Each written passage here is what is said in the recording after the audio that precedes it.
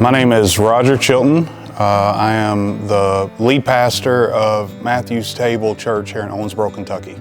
We're on 110 West 23rd Street between Frederica and J.R. Miller Boulevard in the old Buena Vista Baptist Church.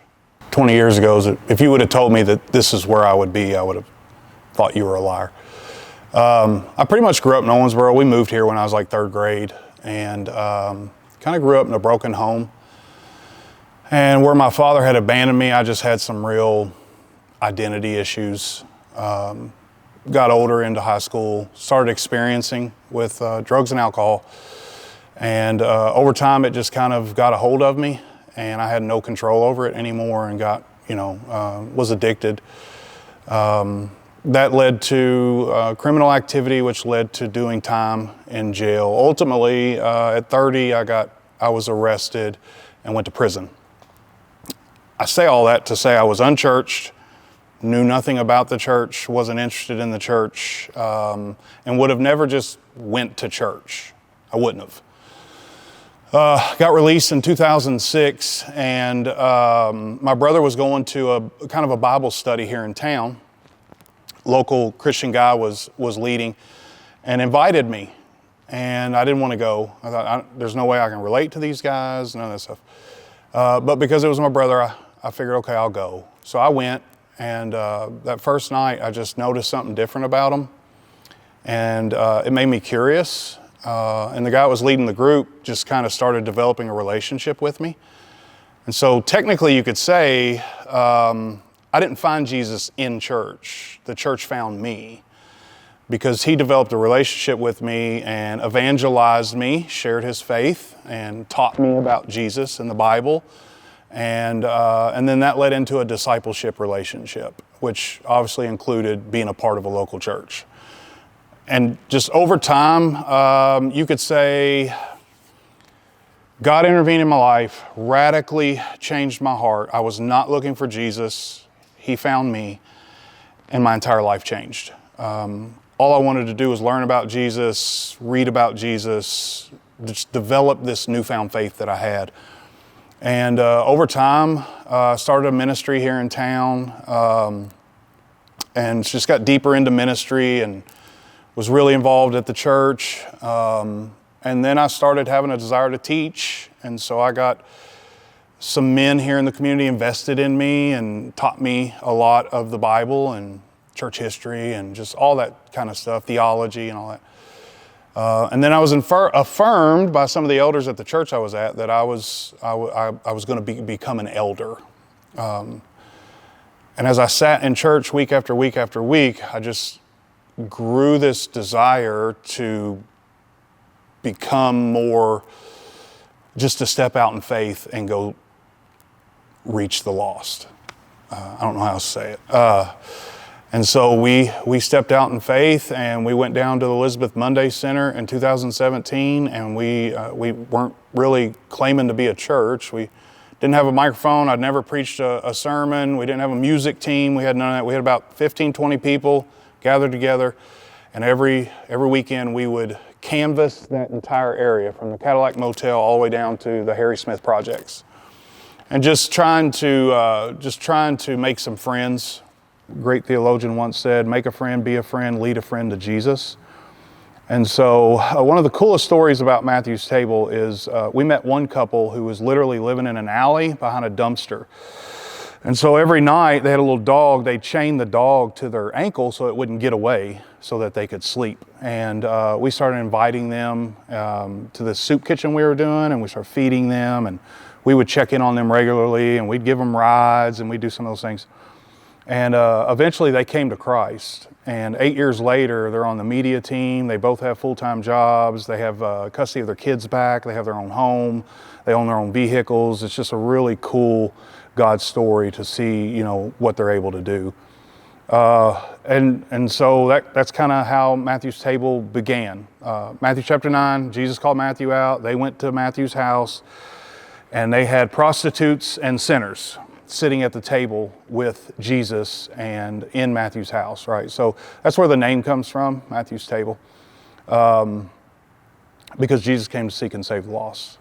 And so naturally I started preaching, and here we are 8 years later. Yeah, and being at the Monday Center, we outgrew it real quick, and people was standing in the hallway because there wasn't enough seats. So we started looking for a building, and we couldn't afford it because we didn't have the money. And got a phone call from the pastor here at Buena Vista, and he said, hey, I heard you guys are looking for a space to worship. I said, yeah, absolutely. And he said, we'll rent you this sanctuary. We're not using it. Okay.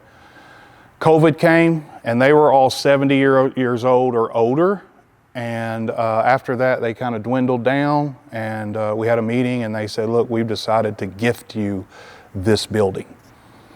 And so starting out with absolutely nothing, 5 years later, we had a $3.1 million building, an entire city block, vans, a house in the back. So just God being faithful to those who are being faithful to Him. Yeah, it's interesting what a building can do to a body of believers.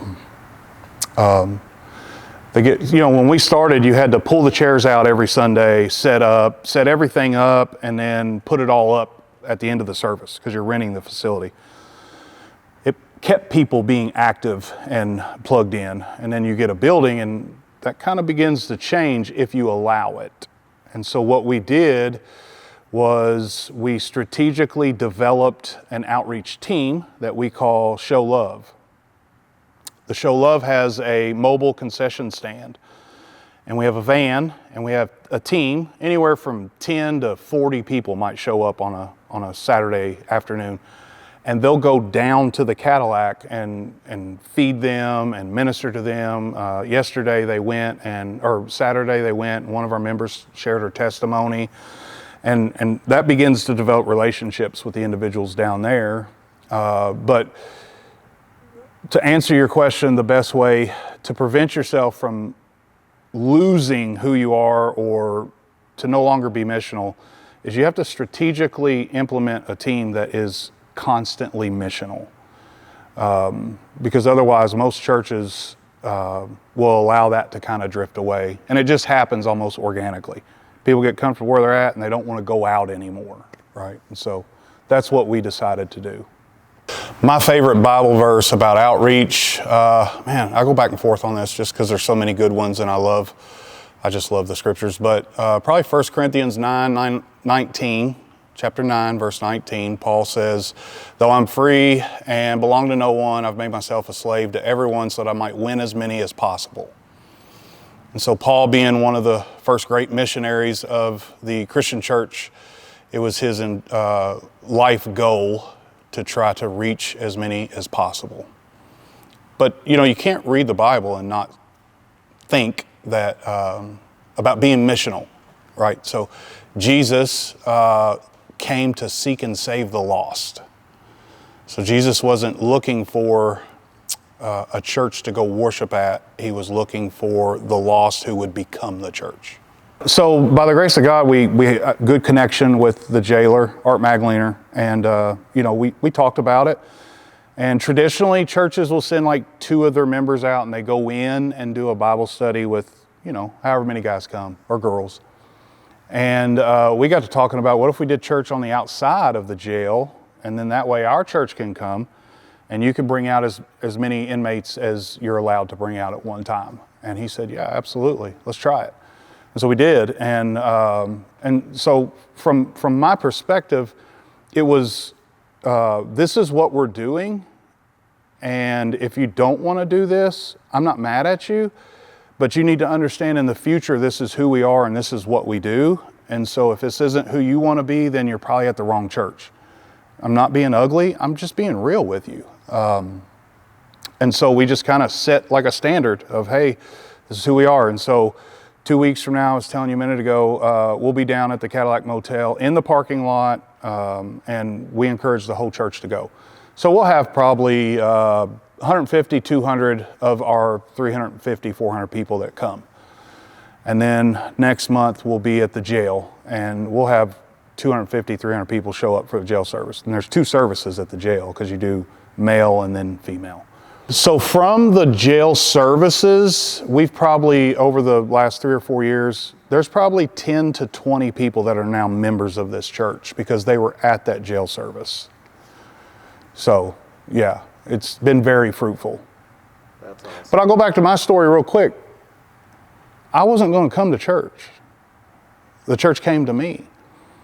So I literally found Jesus outside of the church building because the church left the building, and and I think we need to think about that really hard. A lot of people aren't just going to come to church. You got to invite them. You got to be the church outside of the wall.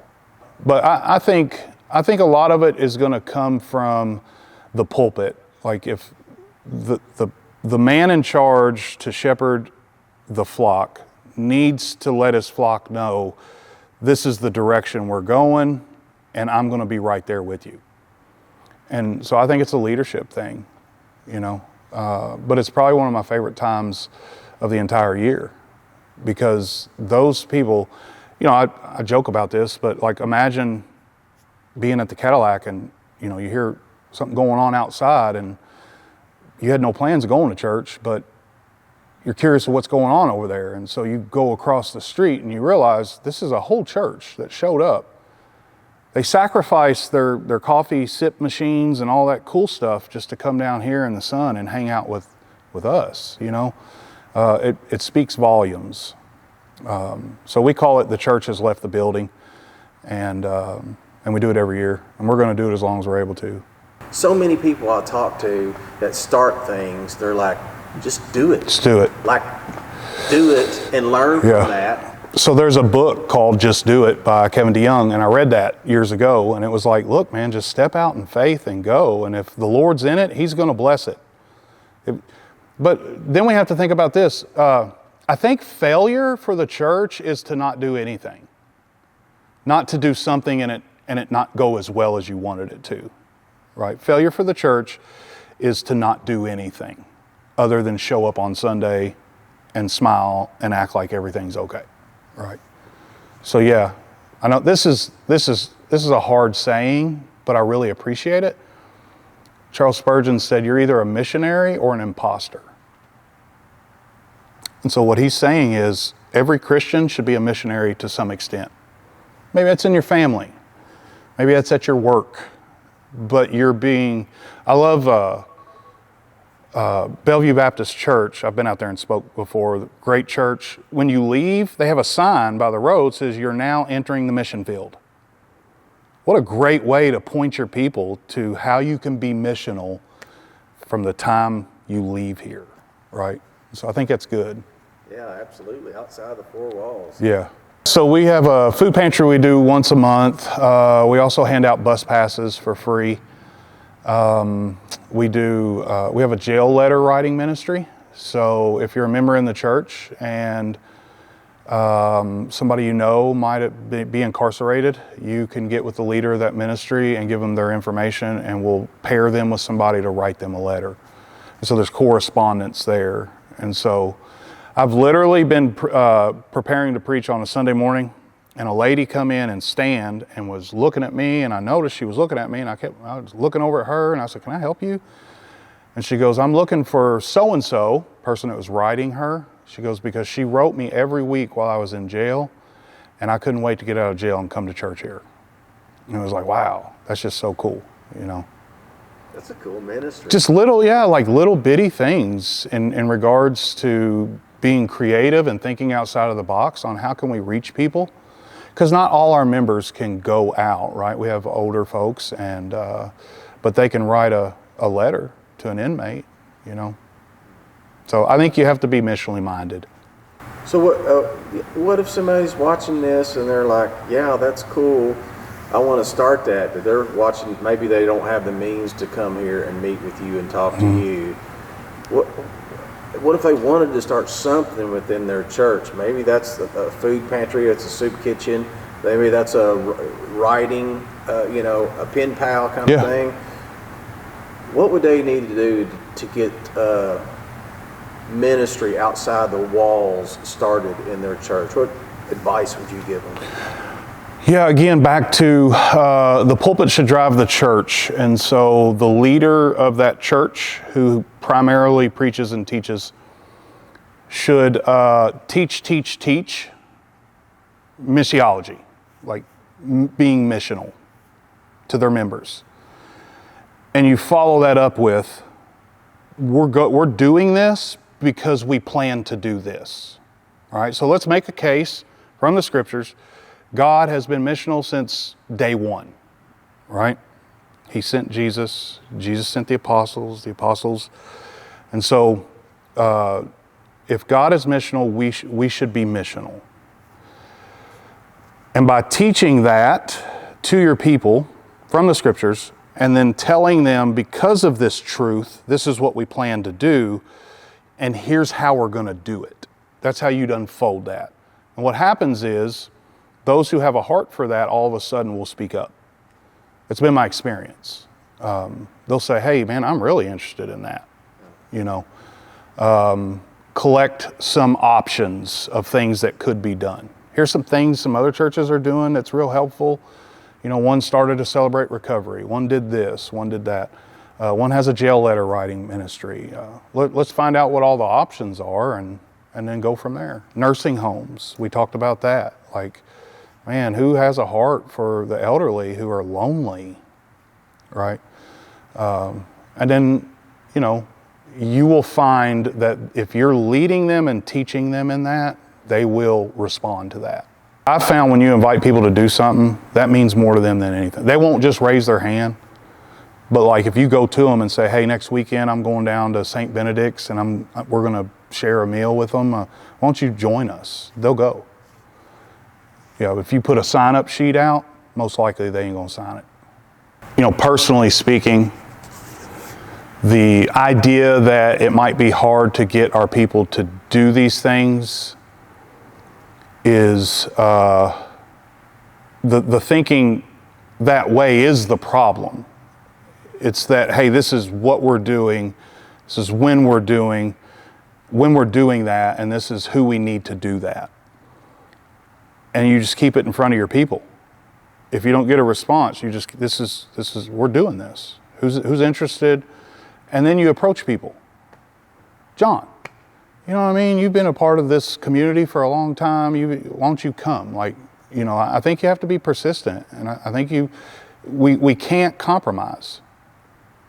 We can't allow ourselves just because nobody wants to do it. We got to do it. If we don't do it, who's going to do it? Yeah, I want to include myself on this response. But what Jesus would say to the American church today is that you are lukewarm and I would spit you out of my mouth based on what I'm seeing the church do today. Paul would write a letter and it would be Pauline style. He builds you up in the front and then he tears you down behind it. And so he would say, hey, you guys have beautiful buildings, you have big budgets, you've done really well in teaching theology and some of these things and getting people to seminaries. However, you've not done the one thing that Jesus said to do. And Matthew 28:18, go. Go. You're not doing that. Not just as the collective body of believers, but individually. You're not going to reach the people in a way that I designed the church to go reach the people, right? To get involved, to be an active part of the body of Christ. So that's just my opinion, but I feel like it'd be pretty accurate. We, as the church, like to teach or act as if there are not classes of people, okay? Because everybody's a child of God, anybody who's saved, covered by the blood of Christ, right? Don't call them the homeless people, don't call them the addicts and all that stuff, right? But we live in a society that always classifies people. Therefore, the church is made up of classified people, whether we like that or not, right? I say that because there are certain languages that can be spoke within these classes of people. So I'll give you an example. Oh, by the way, we have a motorcycle ministry who is currently ministering to the biker gangs in Owensboro. And, well, they speak a different language. Like I ride a motorcycle, but I'm not from a biker gang. So one of the terms that they use is church, biker gangs. They say, hey, on Sunday, we invited them to an event. And they said, on Sunday, when we're at church, we'll talk about it. And I was like, wow, they go to church. This is awesome. And somebody had to tell me, no, Roger, they don't go to church. That's what they call their meeting. I said, oh, okay. And so if you have individuals who either come from those classes of people or are currently a part of those classes of people, you can develop relationships with them, you can equip them, and then send them back to those type situations. Does that make sense? Yes. And you're going to draw them to the church, right? The church wants to be like, oh, no, don't say that Roger is a convicted felon. Like we don't want to label him like that. No, I formerly was a convicted felon. And I know how they speak, and I know how they think, and I certainly have a better chance at maybe reaching them than the guy who grew up at the country club. I mean, let's just be honest, right? And so I think if we partnered in that way, like had conversations, helped other churches learn. What do you do when a guy shows up and he's covered in tattoos from his face all the way down to his toes? Things hanging out of his lip and all that stuff, and nobody else looks like that inside the church. What do you do with that guy, right? Like we need to have those conversations. I've heard the gambit of it is, hey, Jesus loves everybody, come on in. Okay, great. To, hey, is there something I can do to help you? You should probably go to Matthew's table. They'll point people here, and we're fine with that. Or you know what, I'm sorry, but you're not allowed to come in here dressed like that. Right? We all know which one's the right one, but that's not what happens. So why don't we talk about that? If that was to happen at your church, how do you plan to handle that? Because I want to be able to help you do that well. Or even just partner in the sense of somehow we benefit each other for the sake of these individuals, regardless of what church benefits from it. Who cares? You know what I mean? It's advancing the gospel of Jesus Christ. That's the point. So I found this Pew, it's basically a Pew Research. They did a survey with the kids who were leaving church to go to college. And they were asking them, how come you don't go to church now? And their response was basically, I grew up at a place where they talked a lot about doing things that they never really did. And so therefore I'm not interested in that anymore, right? And so we literally have our youth leaving the church because they're a part of churches that won't do what the Bible clearly teaches to do. And I think that's sad, right? Like, yeah, so, and I think we should think about that. How does the term neighbor, particularly in the Good Samaritan story, apply to us? So here's what the church can be good at. I like to pick on the church because I'm part of the church, but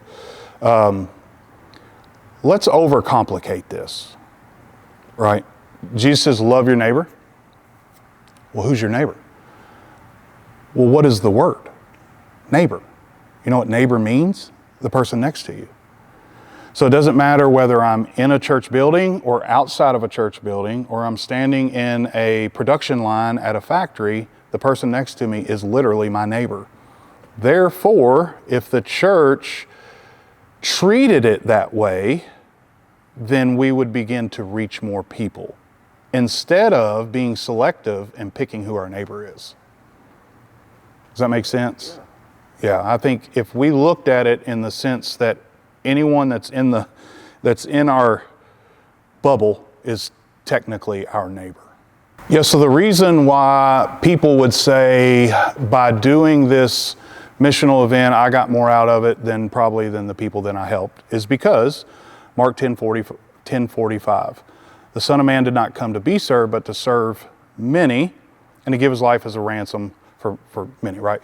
And so Jesus is once again leading the way and teaching us that there is something significant to humbling yourself and being a servant rather than being a leader or whatever, right? But just being a servant. There's more spiritual satisfaction from serving others than being served. Said he left the 99 to save the one. Mm-hmm. You was that one. Yeah, I was that one. Yeah, that passage speaks loud to me because Jesus left the 99 to rescue the one. There's just so much there that you could teach on. But what did the other 99 do? Well, they stayed and they obeyed and they prayed while Jesus went and got the one that was lost. And so there's a lot going on there in the sense that everybody was involved. One sheep was lost. Jesus went to get it. The 99 stayed, prayed, and obeyed. Stayed, obeyed, and prayed. I'm kind of putting Roger's version into that. I'm not saying that's technical, but I had recognized when God intervened in my life that Jesus. So Romans 5:8. But God demonstrated His love for us that while we were still sinners, Christ died for us. That just radically changed my entire life because I didn't fit in with the church in my mind, right? I could never be in a relationship with God because of all of my history. He could never love somebody like me. But when you begin, and so I get to Matthew chapter 9, and Jesus asks Matthew to follow him, and they go to his house, and they're sitting around with prostitutes and sinners. That, Matthew chapter 9 is where my life changed, because I read that and I'm like, wait a minute, that goes against everything I was thinking, which means I was buying into a lie. Who's the father of lies? Satan. God does want a relationship with me, and He's proven that in the sense that He was willing to leave the 99 to come rescue me, right?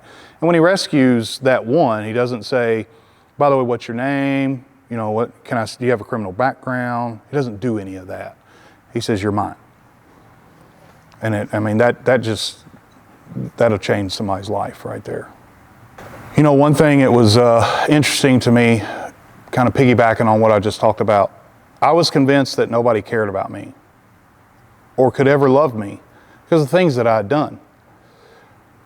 And when God opened up my eyes and I got involved in the church, big church, meaning the people of Christ within Owensboro, not just one particular church, I started realizing Owensboro is rich in love for the lost and the broken.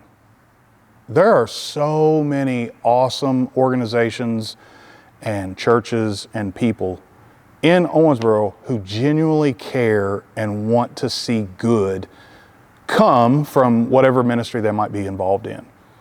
And, a lot of people just don't know that. I didn't know that. I had no idea. I'd never been in the nonprofit world. I was in a totally different world. And so I think we should give thanks to the Lord, and I think we should be reminded often that Owensboro is rich in love. That was my personal experience. Matthew's table's biggest obstacle is money. That's it. Our demographic is middle class or below, and the majority is probably below. Therefore, we take in a month what some of the bigger churches take in a week. And it's not fair. I say that's an obstacle, but it hasn't been, because God always provides. And so we literally have to live in faith all the time for God to show up when we need Him. So back to Him giving us this building. We couldn't have afforded a building, but He knew that. Therefore, He gave us a building, right? We've never went without. We make budget. We're fine. But if we had more resources, we could actually reach more people than what we're currently reaching. And I think I'd love to see that. For God's glory, let me be inspiration to anyone who might think that they could never make a difference within some missional capacity. Okay? I'm fresh out of prison, never been to church, never read my Bible. Coincidentally, if you believe in that, bump into a guy who I saw Christ in, joy, peace, genuineness, cared about where I was at and who I was and where I come from, made a decision just to spend some time with me. Had a breakfast or two or whatever the things that we might have done. And from that, my life changes radically. I start Friends of Sinners in 2009. I started the Celebrate Recovery at Owensboro Christian Church, 2008.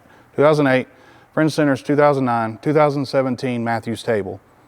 Matthew's Table went from 15 people to now we do 2 services, almost 400 people on a Sunday, all because a guy took a couple moments to share his faith with me. You know what I mean? If that doesn't inspire somebody, I don't know what else will. There was no qualifications. He didn't have a seminary degree. He was the hands and feet of Jesus at a time where I needed somebody to care about me. And it changed my life forever. And by that, changed a few other people's lives. So I think that's all the more reason for everybody to say, you know what, I need to get involved in missions.